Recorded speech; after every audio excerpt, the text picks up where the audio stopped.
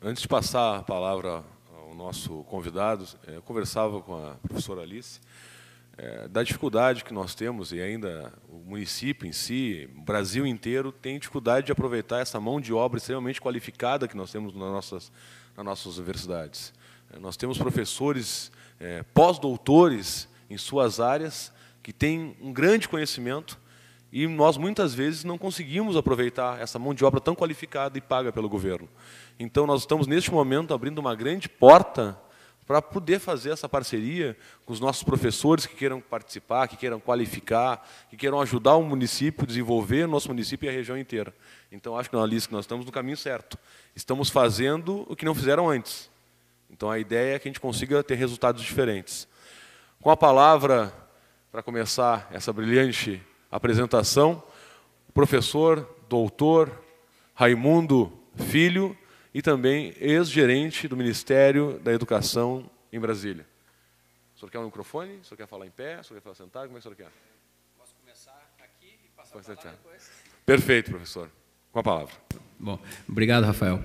Eu vou começar me apresentando para vocês, para o público que está presente e para os que estão em casa assistindo pela TV, conhecerem quem é o Raimundo. Tu apresentaste, a Alice já citou que me encontrou em algumas ocasiões na Secretaria de Educação e no MEC. Bem, minha formação inicial na graduação é em Engenharia Geotécnica, mas eu fiz a minha carreira acadêmica trabalhando em ensino de engenharia e em tecnologias educacionais. Fiz o mestrado em ensino de engenharia, fiz o doutorado em informática na educação.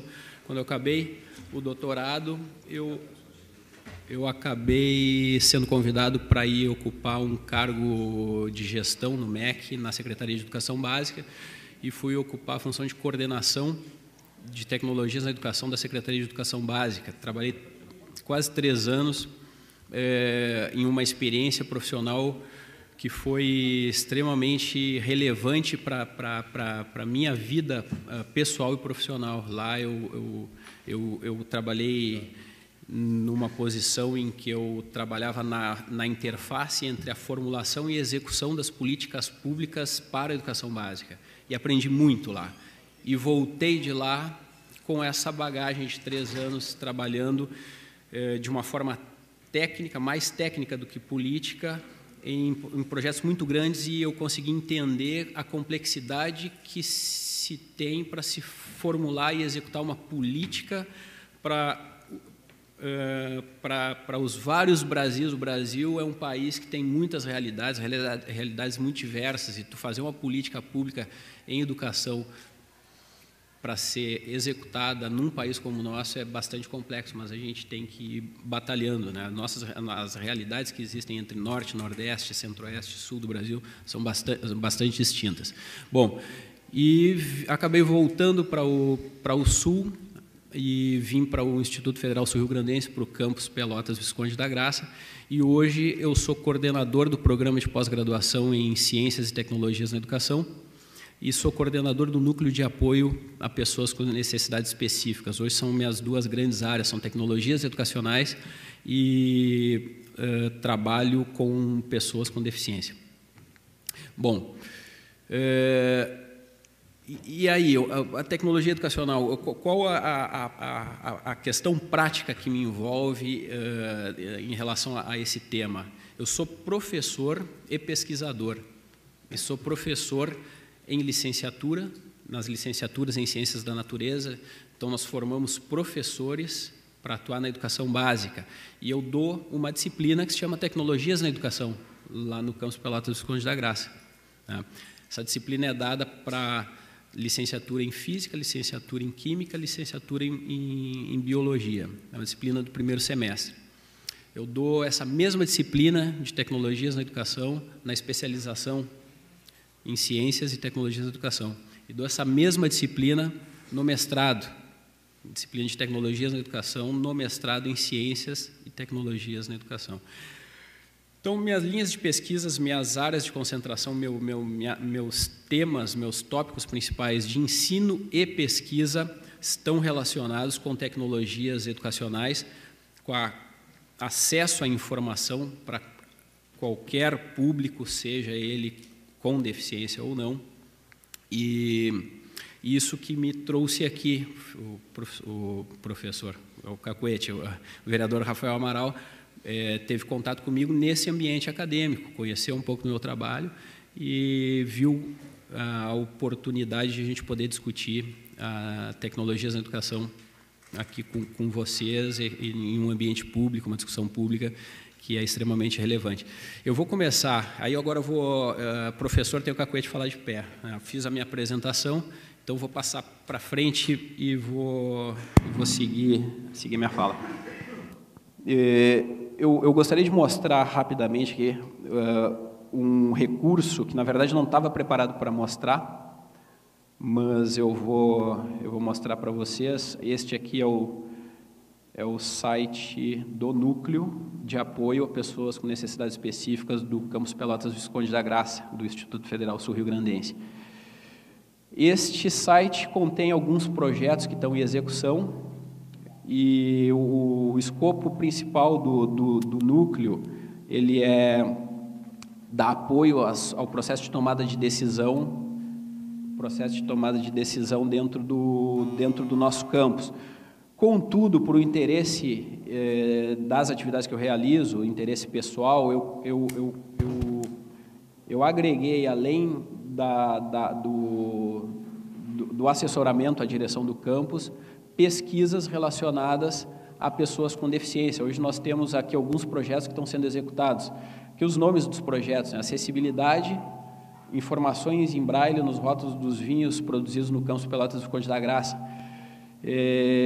Este projeto aqui ele diz respeito à acessibilidade a conteúdo em produtos que normalmente as pessoas que não têm deficiência consomem sem problema nenhum, e a gente às vezes não se dá conta da dificuldade que uma pessoa com deficiência, ou surdo ou cego, tem em exercer a sua cidadania, em sair de casa, em ter a mobilidade urbana adequada, andar normalmente pelas ruas da cidade, chegar num supermercado e comprar um produto. Poucos produtos têm informações em braille para cegos. E nós desenvolvemos um rótulo em braille para os vinhos que são produzidos no curso de viticultura do campus.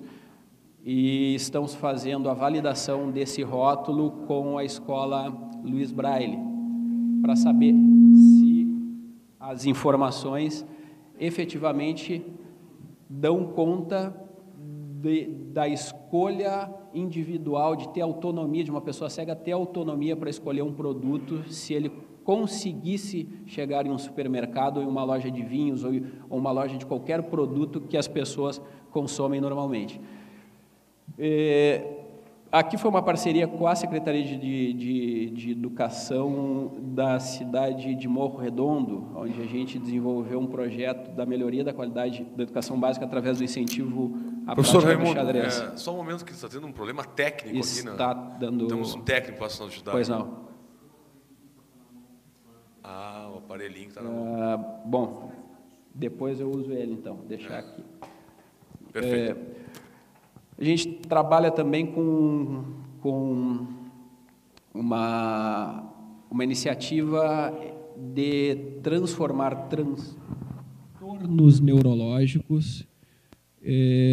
transtornos neurológicos serem tratados em alguns aspectos com a mesma problemática que se trabalha com pessoas com deficiência. E os pontos principais são preconceito e estigma. Tem alguns transtornos neurológicos, como a epilepsia, que causam algumas condições de segregação na escola, como pessoas com deficiência sofrem. E nós temos um projeto, inclusive é foco de uma dissertação do mestrado, que faz um estudo sobre a percepção dos professores e dos gestores a respeito destes transtornos neurológicos, em especial a epilepsia, que está servindo de mote para essa pesquisa. Um estudo qualitativo também foi realizado em parceria com o CAPTA, da SMED, para fazer um levantamento de como as tecnologias assistivas e as salas multifuncionais estão sendo efetivamente trabalhadas nas escolas. Isso aí foi uma monografia de especialização. E o último, que eu acho que é o mais interessante no momento e diz respeito ao que a gente veio falar aqui, que é acessibilidade em conteúdo. A gente tem que quebrar a barreira de acesso a conteúdo a pessoas com deficiência, sejam cegas, sejam surdas. E nós desenvolvemos um projeto em parceria com uma empresa desenvolvedora de software de Recife que resultou neste produto. O surdo, ele não é alfabetizado, normalmente ele não é alfabetizado em português. A língua nativa e a principal expressão da cultura surda é a língua de sinais.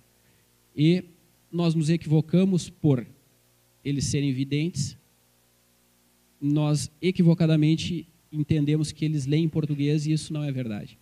Eles são alfabetizados em Libras e todo o conteúdo textual da web, na maioria dos casos, para os surdos que são alfabetizados em Libras, não está acessível. Um surdo não tem acesso ao conteúdo web em português. Deveria-se ter um recurso que permitisse que ele se comunicasse ou tivesse acesso à informação através da língua nativa dele, que é Libras. Bom, faço uma ressalva. Isto é uma tecnologia que apoia, ela não está substituindo os intérpretes de Libras. Ela vem ao encontro de uma dificuldade. A gente está fazendo uma pesquisa para tentar resolver esse problema. Na verdade, ajudar o surdo a ter acesso ao conteúdo web. E o que foi desenvolvido? Está nos nossos sites, do programa de pós-graduação e do NAPNE. É um avatar que ele é carregado a partir de um ícone e que qualquer texto que for escolhido, ele é interpretado em tempo real pelo avatar e é traduzido para a língua de sinais. Se existir o sinal específico na base de dados do avatar, ele faz o sinal. Se não existir, ele faz a datilologia, ou seja, soletra, né, o que está no texto. Este é um produto de pesquisa de uma instituição pública federal de ensino. Este produto ele tem que ir para a rua, ele tem que ir para a escola, ele tem que ir para os portais do poder público. E aqui já deixo dito que este é o resultado de um projeto que tem que ser levado à comunidade. E já me ponho à disposição da mesa do nosso vereador Rafael Amaral, da Alice, para que isto saia de dentro do âmbito da nossa pesquisa e que vá, de fato, cumprir a função que deve ser dada a esse produto. Tá bem? Bom, vamos começar então a falar sobre tecnologias educacionais, né? Eu vou aproveitar o gancho da Alice, e que ela falou que nós temos que discutir o que é tecnologia educacional para nós nos colocarmos nesse meio e entender o que é a tecnologia, entender o que é a tecnologia educacional e para pensar de que forma que a gente vai colocar isso à disposição dos professores, da escola, dos gestores. Então, eu vou pedir desculpa para os meus alunos, tem alguns alunos meus aqui que eu já fiz essa discussão, então um pouquinho de paciência, porque eu vou refazer essa conversa aqui para os outros presentes e para o pessoal em casa, para nós chegarmos a um acordo sobre o que é tecnologia educacional e aí a gente continuar a conversa. Tá? Eu vou enfatizar alguns pontos, na verdade, eu vou trazer algumas informações que não são a minha especialidade, mas eu quero enfatizar os períodos de tempo em que ocorrem grandes transformações na humanidade. Nas grandes transformações da humanidade ocorrem grandes revoluções tecnológicas. Perfeito? Onde é que a gente começa essa conversa? A gente começa essa conversa há milhões de anos atrás. Nós temos aqui o surgimento dos ancestrais da civilização há 6 milhões de anos. 6 milhões de anos é muito tempo, não tenho nem ideia de como mensurar isso, é um absurdo. Mas é por aí que a gente começa a conversa. Não é? E aí a gente tem alguns marcos aqui nessa história da evolução da espécie humana. Nós temos nossos ancestrais aqui surgindo ao Australopithecus há 4,3 milhões, vivendo até 2,4 milhões de anos atrás. Em 2,5 milhões de anos atrás surge o Homo habilis. Esse Homo habilis ele domina algumas técnicas para produzir ferramentas com pedras. É o período paleolítico. Há 2 milhões de anos atrás surge o Homo erectus. Este cara aqui foi o responsável por dominar o fogo. Fogo não é uma tecnologia, porque não foi uma criação, não dependeu do homem, ele dominou uma técnica, pelo menos no meu entendimento, não é ainda uma tecnologia. A partir do momento em que ele produz ferramentas para gerar fogo, aí nós temos tecnologias, certo? Mas o homem dominou o fogo há 500 mil anos atrás. Neste período, agora vejam que as coisas começam a acontecer em intervalos de tempo menores. 500 mil, 200 mil anos depois, o homem supostamente já tinha estratégias para definir como ele ia caçar. Isso tem estudos antropológicos que supõem isso através de vestígios encontrados em cavernas e artefatos. Ele existia estratégia, muito bem. E há 150 mil anos surge o Homo sapiens, que é a nossa espécie. Então vejam como os intervalos de tempo eles vão diminuindo, não é? Bom, percebam, 150 mil anos atrás, para a primeira grande revolução da humanidade, pelo menos as que são os marcos na história, nós temos a Revolução Neolítica, ou a Revolução Agrária. A Revolução Agrária foi o marco na evolução da humanidade, onde o homem se transformou em sedentário, não é? Ele se estabelece, ele deixa de ser extrativista e caçador, usando abrigos naturais, e ele começa a plantar, cultivar e começa a construir seus abrigos, e aí surgem alguns outros artefatos, e aí sim nós temos aqui uma revolução da humanidade, uma grande revolução tecnológica. Surge aqui a cerâmica, a tecelagem, cestaria, moagem, a descoberta da roda, força animal e outras coisas. Então, nós temos a primeira grande revolução da humanidade, a primeira grande transformação ou revolução tecnológica no desenvolvimento da civilização, não é?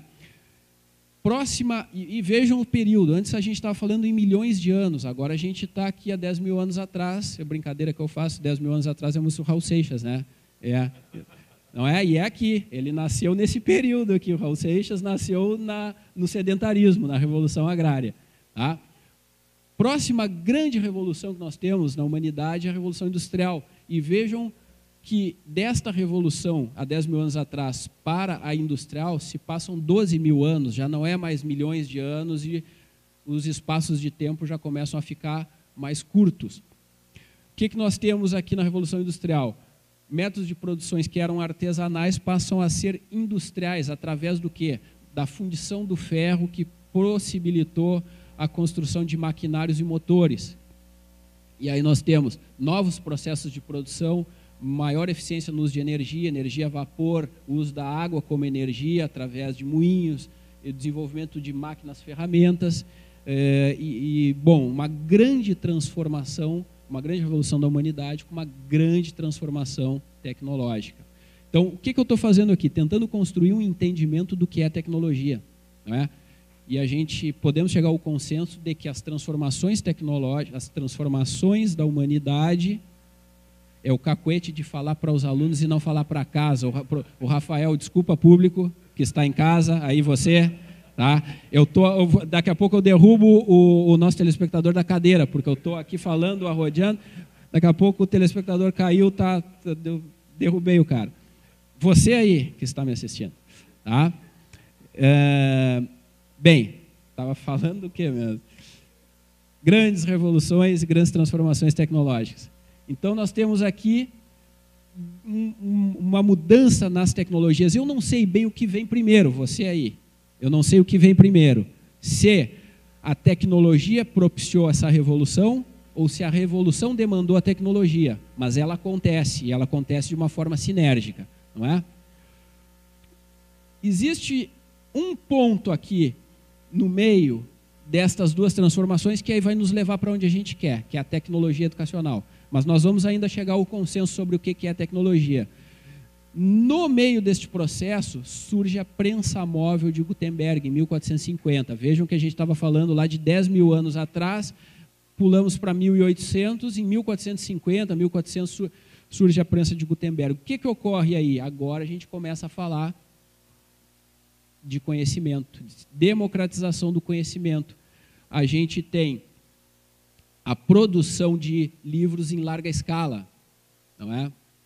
E com essa produção em larga escala, comunicação em massa e a democratização do conhecimento vem junto. Aqui também nós temos uma transformação tecnológica, e dessa transformação tecnológica, dessa pequena revolução, aqui começa a revolução dos meios de comunicação. E essa revolução nós estamos vivendo até hoje. Vejam que as revoluções, elas eram em espaços, ocorriam em espaços grandes de tempo, e elas eram mais pontuais. A revolução agrária, 10 mil anos atrás, ocorreu por um X período de tempos, mas há bastante tempo atrás. A revolução industrial ocorre por um período de 100 anos, bem marcado. Durante 100 anos a revolução industrial vai ocorrendo. E agora percebam, a revolução dos meios de comunicação começa em 1400 e nós estamos vivendo ela até hoje. Então, as transformações tecnológicas ocorrem em espaços de tempo cada vez menores e nós estamos vivendo essa transformação e nós estamos imbuídos, nós estamos dentro, nós estamos interferindo nessa revolução e fica difícil a gente fazer um olhar distante, porque ainda a gente não consegue perceber todo o impacto e toda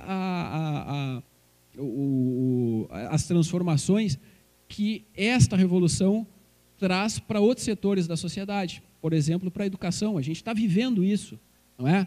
E a gente discute isso, de que forma a gente traz essa tecnologia, e será que a tecnologia educacional é esta moderna, digital, computador e tudo mais? Não sei, vamos chegar ao entendimento sobre isso, não é? Bom, e aí o que nós temos?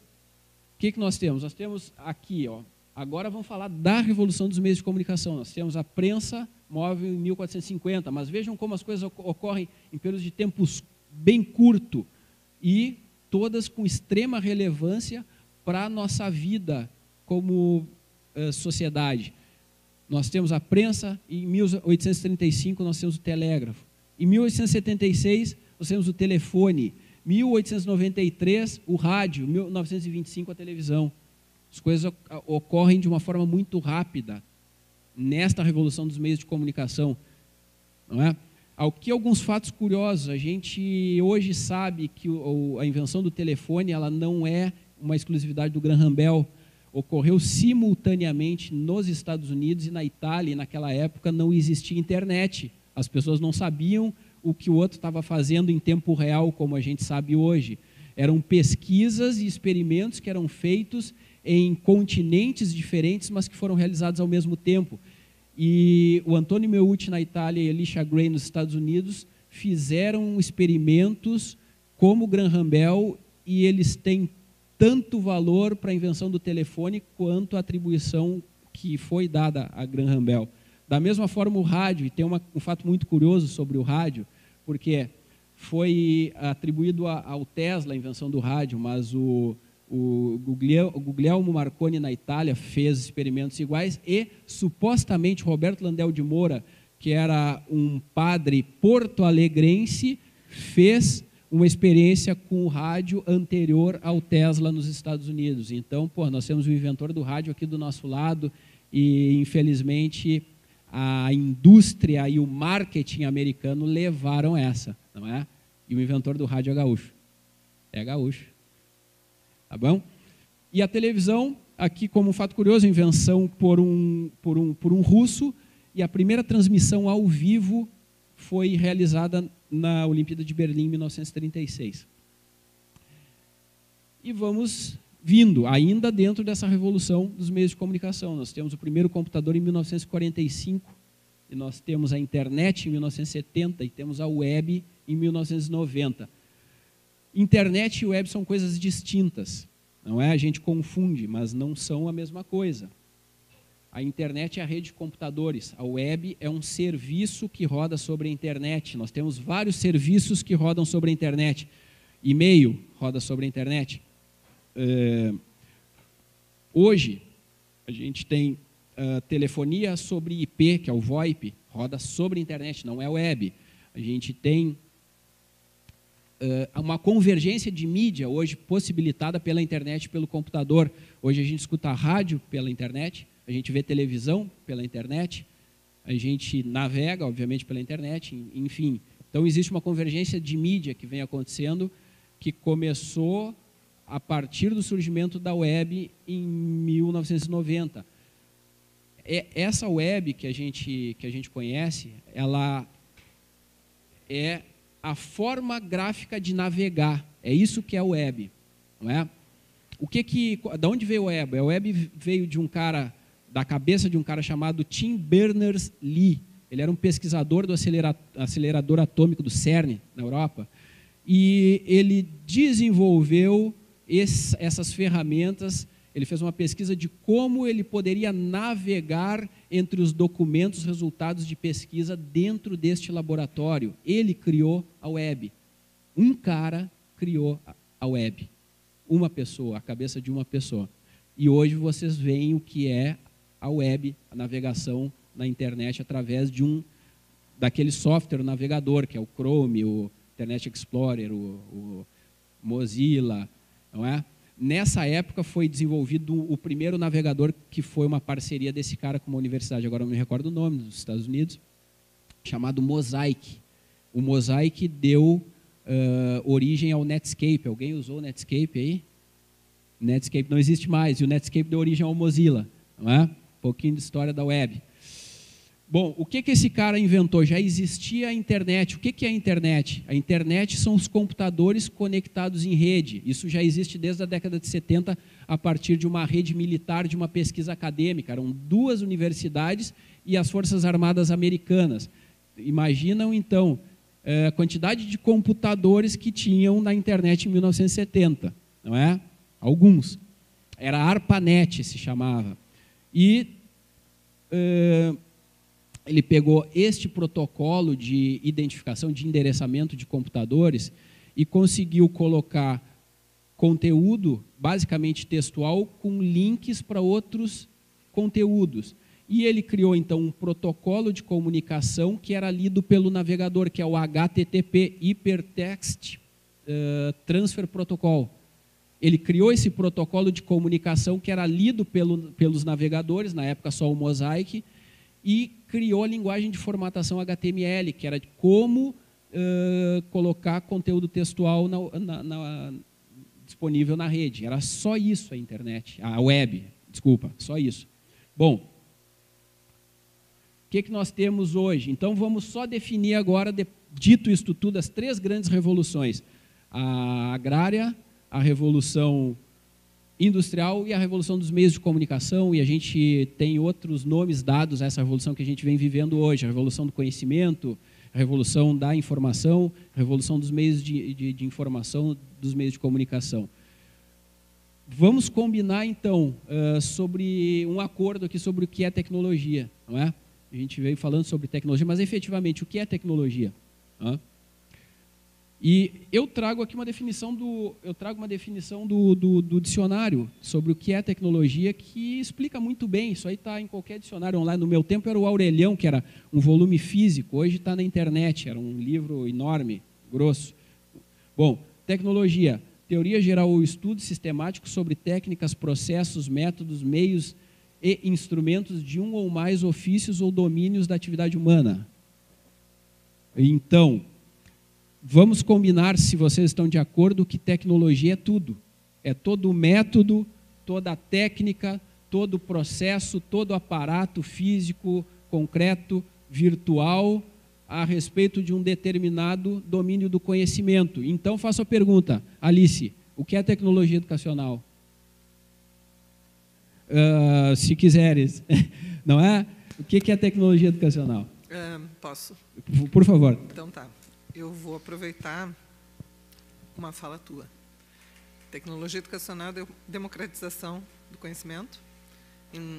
Hoje, numa escala muito maior. Eu não posso falar muito sobre o que tinha de computadores em 1970, porque eu não era nascida. Então, eu vou aproveitar que essa sessão, essa audiência pública, ela está pautada por um tom agradável, né, porque é a fala de um professor brilhante, com expertise, então é uma coisa, é bom de brincar né, na educação, o bom humor na educação. O que eu vejo uma tecnologia da educação muito importante é a gente compreender que as demandas acadêmicas têm uma origem e que esta origem nem sempre se dá dentro da academia.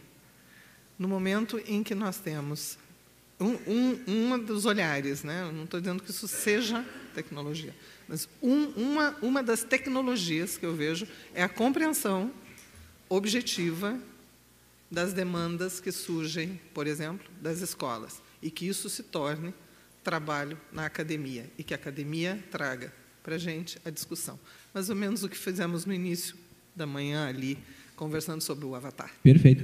Bom, eu vou tentar fazer uma síntese, boa resposta, mas a tecnologia educacional, pelo menos para mim, você aí que está em casa, qualquer coisa que seja utilizada com a estratégia de ensinar algo. Pode ser? Podemos? Qualquer coisa que seja utilizada com a estratégia, com fins estratégicos para ensinar algo ou algum conteúdo a alguém é uma tecnologia educacional. Pode ser qualquer coisa. Não precisa ser digital, pode ser qualquer coisa mesmo. Tá? Eu brinco com os alunos, eu me arrisco a dizer que se é um meio de comunicar algo, o professor pode ser considerado como uma tecnologia. Não é? Pode ser? Então, estamos de acordo. É uma tecnologia, se ele é uma ferramenta de comunicação do seu conhecimento, enfim, professor pode ser, eu me arrisco a dizer, pode se gerar polêmica, mas enfim. E aqui está no dicionário o que é tecnologia, e aí nós entramos num acordo sobre o que é tecnologia educacional. Agora, o que a gente precisa mudar? É aí que eu acho que a gente vai começando a dar os passos para fazer essa revolução na educação. Qual é a diferença? E lembram que eu falei no início que existia a suposição de que há 300 mil anos atrás os homens que viviam nas cavernas, nossos ancestrais, tinham estratégias de caça? O vestígio é esse, que as paredes da caverna com carvão e extrato vegetal eram utilizados para, supostamente, ou mostrar quais os animais eram perigosos para as mulheres e crianças, ou como deveria ser a estratégia de caça de um determinado animal. Supostamente, nós temos a parede da caverna e os extratos vegetais e carvão como... Não dá para dizer que é uma tecnologia educacional, mas uma tecnologia para comunicar algo, para ensinar algo. Vou fazer o absurdo aqui de dizer que é uma tecnologia educacional, mas, enfim, qual é a diferença de ensinar de acordo com o que o homem ancestral fazia, mostrando o que era ou o que não era na parede da caverna, e uma aula de PowerPoint, com o PowerPoint sendo esta aqui que eu estou fazendo? Né? A diferença está aonde? O que muda é a tecnologia que suporta a informação que tu vai comunicar. Mas onde é que está a diferença? Em muitos casos não tem diferença, porque o professor às vezes se coloca na mesma posição do cara que estava lá dentro da caverna, dá o conteúdo, mostra o conteúdo da mesma forma. Então, o professor tem um papel muito importante nessa transformação de se apropriar das tecnologias e fazer o melhor uso delas, não é? Bom, então, pode ser que seja diferente, pode ser que em muitos casos reproduza a forma de se ensinar de 300 mil anos atrás. A tecnologia educacional, então, não resolve o problema, não é? O problema de ensinar não é a responsabilidade da tecnologia. O problema de ensinar é a responsabilidade do professor, do gestor, do poder público, das políticas. É isto que nós temos que começar a discutir. De que forma que a tecnologia educacional entra dentro da escola. De que forma que o professor se apropria desta tecnologia e faz uso com a melhor estratégia possível, com as condições que ele tem, para ensinar alguma coisa. É isso? Bom. Pois não. Aproveitando para anunciar a presença do meu amigo, colega, vereador Tenente Bruno, do vereador Pedro Godinho, também da professora, que na verdade é histórica, foi professora da minha irmã, Ana Maria Martins, professora e ex-diretora da maior escola da América Latina, pelo menos para mim, Dr. Augusto Simões Lopes, a escola que eu tive a honra de estudar toda a minha infância. Também Rosana Martins, que segue os caminhos da mãe, né, que é professora também do Assis Brasil e da escola Dr. Augusto Simões Lopes. Sejam bem-vindas e é uma honra lhe ver aqui, professora. Cada vez mais bonito, o tempo só passa e faz bem a senhora. Continue, professor. Pois bem, eu vou mostrar uma imagem aqui para vocês e eu gostaria que vocês tentassem me dizer o que é essa imagem. Mas só... Tá bom. Bom, que imagem é essa aqui? O que vocês enxergam aqui? Alguém se arrisca? É o Big Bang. É o Big Bang. Não deixa de ser, mas não é. Bom, essa aqui é uma célula, bem que podia ser, mas não é. Olha só, o que é isso aqui? Ó? Olha, vejam só, tem uma semelhança entre uma e outra, não tem? Isto aqui é um projeto que foi desenvolvido para mostrar a internet graficamente. Isto aqui é a internet em 2003. Vejam a densidade desta imagem. Isto é a internet em 2014. As conexões e os roteamentos de todos os computadores na rede. Vejam a densidade, vejam o crescimento da internet em algo em torno de 10 anos. Isto era a internet em 2003, isto é a internet em 2014. Ali no rodapé está o site desse projeto, depois eu disponibilizo a apresentação para vocês, vocês vão poder navegar nesse projeto. Mas vamos ver mais de perto isso aqui? Olha só, isso aqui é um zoom. Vocês estão vendo aqui, ó, parece uma mamona ali? Aquilo ali é isto aqui. E o que é isto aqui? É um servidor e os computadores e os endereços IPs conectados a um servidor. Então, todos os dispositivos móveis que estão aqui, os computadores, tudo que está conectado na rede, ele está vinculado a um nó, a um servidor. Os nossos telefones, os nossos computadores, eles estão conectados a um servidor que está provendo acesso à internet. Então, nós temos os computadores conectados a um nó e esse nó conectado a um outro nó e acaba que o fluxo de informações vai para um backbone, que é uma espinha dorsal da internet que cruza os continentes, e assim nós estamos conectados, o mundo está conectado através da internet. Vamos voltar aqui, olha só, e olha a densidade, olha a quantidade de novos computadores e de novos nós que surgiram ao longo desses 10 anos. Tá bem? Bom, a internet está voando, e isto é um crescimento exponencial, e nós não temos como ignorar o crescimento da internet e o acesso à internet, e o acesso a dispositivos móveis. O acesso à internet por dispositivos móveis está crescendo absurdamente nesses últimos anos.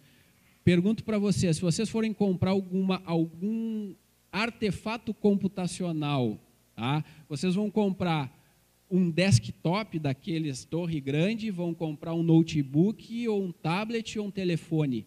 Tudo isso é computador hoje em dia, não é? Dificilmente tu vai optar por comprar um desktop para ter em casa, porque ocupa espaço e o poder de processamento é quase o mesmo hoje. O iPhone 6 tem o mesmo poder de processamento do meu notebook. O iPhone 6, que é um telefone, um computador que tu leva no bolso, que tem câmera fotográfica, que tem filmadora, que tem tudo, não é? Bom, vamos... E nós temos aqui, então, essa informação. Isso aqui estes eram os telefones em 2003. Eram só telefones. Eram usados só para falar. Estes são os telefones em 2014. Isso, são computadores, máquina fotográfica e filmadoras que tu leva no bolso. Em 2004, nós tínhamos 56 milhões de pessoas no Brasil acima de 10 anos proprietários de telefones. 2013, nós temos 130 milhões, mais do que o dobro de pessoas com telefones, sendo que os telefones já não são mais esse aqui, são aqueles ali, né? São esses smartphones hoje. 130 milhões de pessoas, 75% da população nessa faixa etária, acima de 10 anos. Bom, isso aqui eu achei bárbaro. Eu estava conversando com a minha mulher, ela dá aula de matemática no Campus Pelotas, e ela falou, hoje meus alunos, eu passo atividades no quadro para os alunos, eles não copiam mais. E eu pensei, como é que não fotografou? Eu fui atrás e achei. Tu passa atividade no quadro e eles fotografam com o telefone a atividade. Eles não copiam mais no quadro. Qual é o problema? Está certo ou está errado? Não sei, para mim não tem problema. Copiou, está lá a atividade, ele vai para casa, leva no bolso a atividade, abre no computador, vê o que estava escrito no quadro, não vou ficar gastando tempo escrevendo, né? Vou me ocupar com outra coisa. A gente tem que pensar nisso aqui, a cabeça do aluno, como é que está funcionando em relação a isso tudo, não é? Como é que a gente vai colocar o telefone, a internet, o computador a favor da escola? Esse é o ponto. Como é que a gente traz de uma forma legal, divertida, atraente e boa para o professor, como estratégia pedagógica, ensinar algo? Este é o ponto que a gente tem que discutir. E aí eu trago aqui rapidamente, então, para fechar, alguns pontos que fazem a síntese dessa discussão, não é? Quais os possíveis benefícios que o uso da internet e dispositivos móveis trazem para a escola? Primeiro, melhoria no processo de gestão. Existem vários recursos disponíveis. Deixa eu voltar um passo aqui. Vocês entenderam por que eu estou com essa imagenzinha aqui? Está todo mundo computando na nuvem, não é? Está todo mundo computando na nuvem. O que é computação em nuvem? Vocês sabem? Computação em nuvem? Tá. Existe uma tendência hoje de tudo ser armazenado na rede. Inclusive, tu não precisas mais instalar software no teu computador. Tu podes, por exemplo, o Microsoft Office é pago, mas o Google Docs tem todos os 3 softwares principais do Office. Tem um processador de texto, tem uma planilha eletrônica e tem um software de montar apresentações, como PowerPoint, Word e Excel. É gratuito, tu não precisa instalar no teu computador, tem menos chance de tu botar vírus dentro do teu computador, tu não precisa nada. Só o computador com acesso à internet. E tu tens o software gratuito. Tu tens sistemas de gestão que tu não instala mais no teu computador, que melhoram a gestão do professor em relação às suas turmas, à sala de aula, acompanhamento de alunos. Então, pode melhorar o processo de gestão e isso trazer economia. Quando fala em economia, daí fica bacana, né? Bom, se sai mais barato, por que não? Então, tu põe a internet lá, não, tem custo, tem infraestrutura, mas no final vai sair mais barato. Vai sair mais barato porque vai economizar em recursos humanos, tu não vai precisar de gente fazendo manutenção em computador toda hora, porque está cheio de vírus, os computadores vão funcionar melhor, e tu vai economizar grana. A escola vai ficar mais barata para o poder público e para os gestores. É uma possibilidade. Para o professor e para o aluno, atividades educativas com a internet na sala de aula, possibilidade de integrar o analógico, o digital e a rede, não é? Depois eu vou mostrar o que eu quero dizer com isso aqui, agora no próximo slide. Otimização do tempo, tu vai gastar teu tempo em preparar bem uma aula, em montar um bom plano de ensino, em preparar a melhor estratégia para ensinar algo, não é? E o uso de recursos diversos, todos, sejam eles analógicos, digitais, em rede, com computador, sem tablet, telefone, seja lá o que for. Aqui eu trago alguns exemplos, por exemplo, Times Educational Supplement é uma rede social de professores para professores que hoje conta com mais de 3 mil planos de aula de todas as áreas de conhecimento, de ensino superior e educação básica. Planos de aula prontos, tu vai lá e te apropria daquele plano de aula para ensinar um conteúdo específico, ele vai te dizer, faz assim, faz assado, usa esse recurso, usa aquele. Planos de aula, como todo mundo faz, preparando disciplina na escola. 3 mil planos de aula compartilhado. Eu já me arrisco a dizer que nós não estamos mais na era do conhecimento, na revolução dos meios de comunicação, nós estamos na era do compartilhamento de recursos, de conhecimento, de tudo, não é? Google Art, a gente está na escola e a gente não consegue levar o aluno num museu, não tem museu na cidade, não tem museu próximo, tem um projeto do Google, eu sou fã do Google, os caras têm soluções ótimas.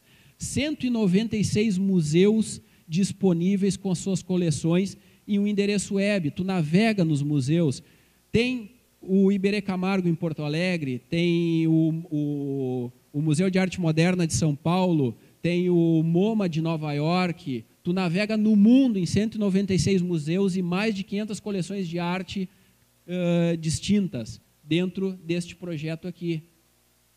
E um outro site que é muito bacana, que é o Manual do Mundo, que traz experimentos de ciências da natureza, física, química e biologia, de forma simples, baratas e que não precisa de laboratório. Tu faz experimentação em sala de aula. Isso é legal. Experimentação em sala de aula. Aqui ensina vários experimentos com planos de ensino para cada experimento, trabalhando conteúdos específicos dentro de sala de aula. Eu não sei se eu me arrisco a fazer isso ou não, se eu tenho um tempinho, não tenho mais tempo. Tá, mas eu vou só citar o exemplo. Tá? Você sabe o que é tensão superficial? Tensão superficial, você de casa. Você sabe o que é tensão superficial? Não é? Tensão superficial. A tensão superficial, ela pode ser trabalhada com uma moeda. Alguém tem uma moeda aí? Tá. Mas ele não vai querer. Bom, a brincadeira é a seguinte, eu não vou fazer o experimento, mas poderia fazer rápido. Quantas gotas, devolvo, quantas gotas cabem em cima desta moeda aqui? Quantas gotas de água cabem em cima desta moeda? Quantas gotas de água cabem? Chutem. Quantas gotas? Os meus alunos já sabem. Quantas gotas? Tá? Para os que ainda não viram esse experimento, vamos lá. Imaginem, 10, 15, 20, 50. Alice? 30. Bom chute, mas é por aí. 1, 2, 3, 4, 5, 6, 7, 8, 9, 10, 11, 12, 13, 14, 15, 16, 17, 18, 19, 21, 22, 23, 24, 25, 26, 27, 28, 29, 30, 31, 32, 33, 34, 35, 36, 37. Olha como ficou. Ela está abalroada, não é? 37, 38, 39, 40. O que aconteceu aqui? Eu dei uma aula sobre tensão superficial e o que foram minhas tecnologias educacionais? Uma moeda, um conta-gota, um copo d'água e água. Isto é tecnologia educacional, é disso que a gente está falando.